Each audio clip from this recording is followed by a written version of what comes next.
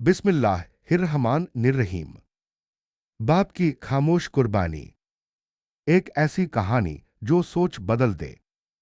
माँ की मोहब्बत जाहिर होती है, लेकिन बाप की मोहब्बत अक्सर खामोश होती है। वो कम बोलता है, मगर सारी जिंदगी अपनी औलाद के लिए कुर्बान कर देता है। ये कहानी है एक ऐसे बाप की जिसकी खामोशी उसके बेटे ने बहुत देर से समझी। राशिद एक मजदूर था। सुबह फज्र से पहले उठता, नमाज पढ़ता, फिर काम पर चला जाता। धूप हो या बारिश, वो ईंटें उठाता, सीमेंट ढोता, ताकि उसका बेटा अली अच्छे स्कूल में पढ़ सके।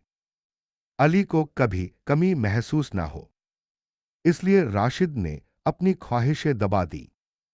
न नया कपड़ा, न आराम, बस एक ख्वाहिश, मेरा बेटा कामयाब बने।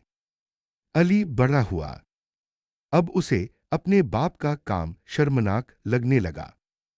दोस्त पूछते, तुम्हारे अब्बा क्या करते हैं? वो झूठ बोल देता, बिजनेस करते हैं।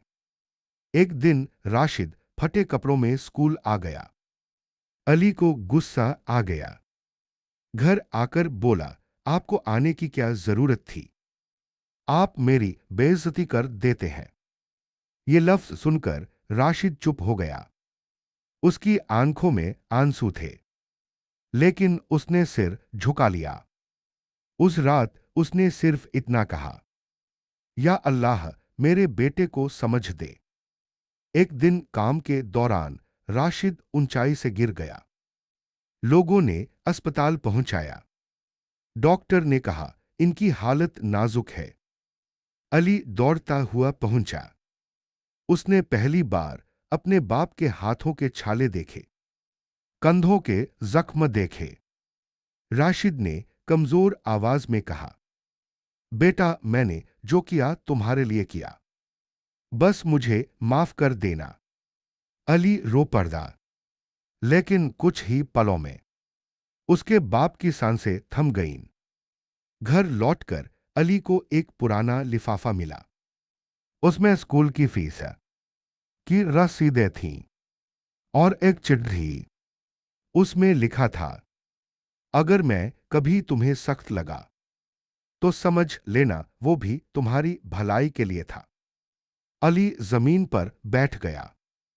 उसे याद आया, कितनी बार अब्बा ने खुद भूखे रहकर उसे खाना खिलाया, कितनी बार खुद पुराना जूता पहना, लेकिन उसके लिए नया खरीदा। वो कब्रिस्तान गया और रोते हुए बोला, अब्बा मुझे माफ कर दीजिए।